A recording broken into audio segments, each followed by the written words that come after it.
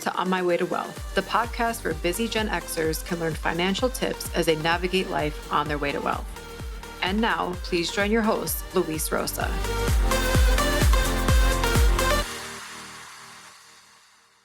Hello, everyone. Welcome to another episode of On My Way to Wealth. My name is Luis Rosa. I hope you and your families are well, healthy, and wealthy. Today, I want to talk to you about credit cards, specifically if it's a good idea to apply for a co-branded credit card.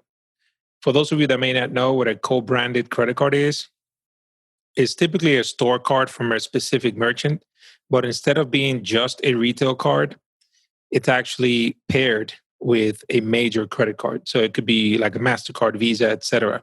So it gives you a lot more buying power because you're not limited to just using the store card at that particular merchant.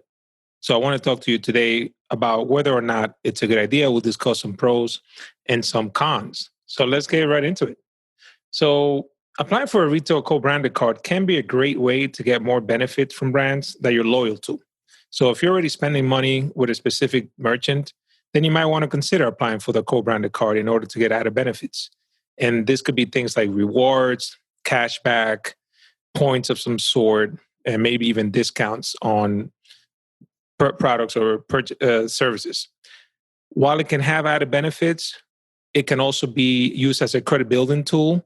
So if you're getting started with your credit, having a major credit card counts more towards your credit than having a retail card. So this might also be a good credit building tool.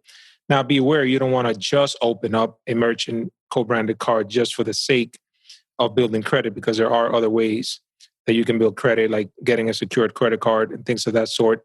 But I don't want you to get yourself into debt just because your main goal was to open up some credit. You don't want to end up charging more than you truly need. And if you end up carrying a balance, the interest rate charged on the cards might erase some of the benefits you may have gotten from rewards or cashback, etc. otherwise. So, someone may want to get a co-branded retail card versus a general purpose rewards card to get additional perks. You have to consider your lifestyle in order to help you guide your decision. If you fly often, for example, you might want to get an airline co-branded card. This might give you some perks like mileage. It might give you perks like preferred seating or preferred boarding, an introductory period. If you have a hotel card, say you travel a lot, probably not right now during COVID-19, but say that you often travel and you like to stay at a specific chain of hotels, you might get offered a free night using that particular card. You might get early check-in or late checkout. A retailer might offer you, say, 20% off on the first purchase, or you might have an introductory period where you can do 0% APR for certain purchases for a certain amount of time. Now, if you don't shop there frequently, it might not make sense for you to get a retail card. While it's tempting to take advantage of, say, an introductory period or a discount, you might end up with the credit card that you don't need, and maybe you'll start using it just because you have it and not because you really need to make certain purchases. So keep that in mind. As far as benefits, you can get added perks. Like I was saying with the airlines, aside from free miles, you can get free check bag, access to an airport lounge, which come in really handy for people that travel a lot. Some of the cons, they can potentially have a negative impact on your credit. Keep in mind that new credit makes up 10% of your overall FICO score. So you don't want to start applying for a whole bunch of these cards at the same time specifically. The reason for that is because every time you have an inquiry, because you applied for something, that's considered a hard inquiry. A hard inquiry is something that could potentially lower your credit score. And if you have a lot of these, it tends to indicate to the algorithm that you are in fact desperate for credit. And you don't want to look like you're desperate for credit, because ultimately what that's going to do is lower your credit score and in turn be something that's going to cause you to not be able to get as much credit as you want or as favorable terms. So be careful with that. Don't just go opening up a whole bunch of credit cards just because they're offering a co-branded card with a major credit card. Right now, during COVID-19, a lot of us have been quarantined, so it's very easy to start ordering from stuff. So like I was saying before, consider your lifestyle first before you decide to get a co-branded card, because what you're doing today because you're in quarantine doesn't mean that's going to continue into the future. So if you're specifically ordering from a merchant online, you might not be continuing that in a few months once things hopefully go back to normal, right? So perhaps it doesn't make sense to get into this card. Now, here's something that is of a major concern to me that I want to make sure I pass along to you. When you have a rewards card, some people, as a strategy in order to maximize the benefits, charge everything they possibly can on that particular card. Things that they would normally have charged to their bank account or their debit cards now get charged through the credit card because the goal is to accumulate as many rewards or points or mileage or whatever the benefit is as possible. And that can be a good strategy. If you manage it well, you don't carry a balance, you pay everything before the grace period, it's a great opportunity for you to build up even more benefits with that particular merchant.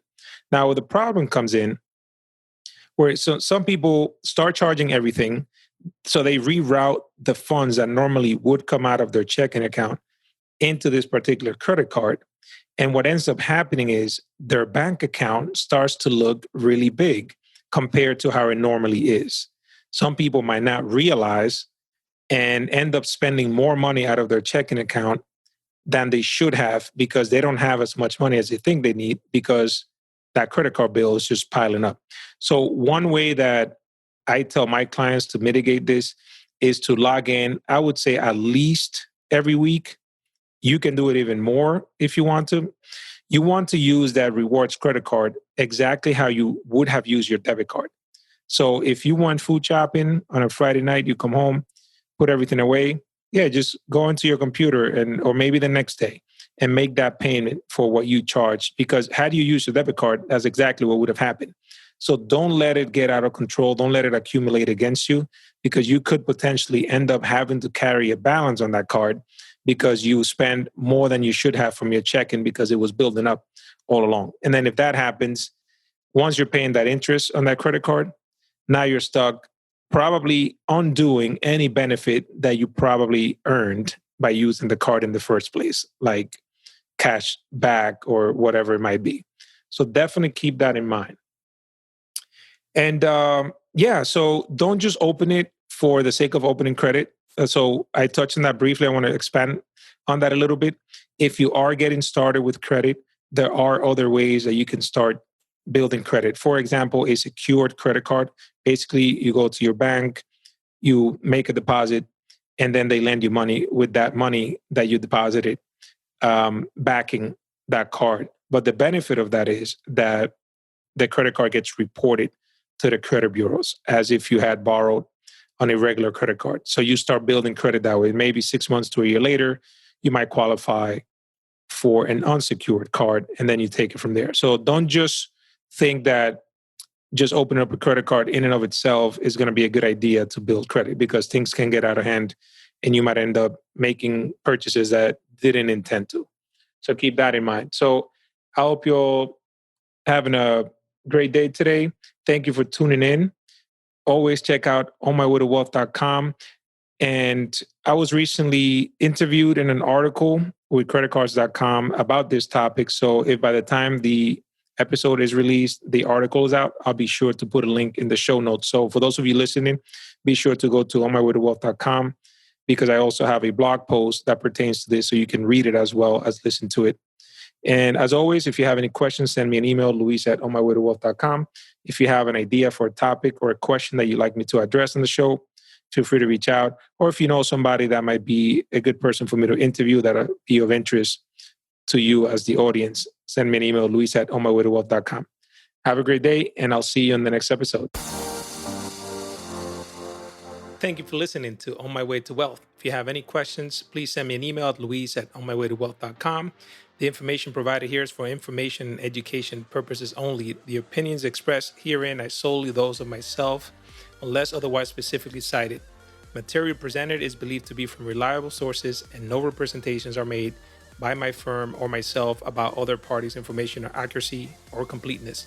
All information or ideas provided should be discussed in detail with a financial advisor, accountant, or legal counsel prior to implementation. Thank you.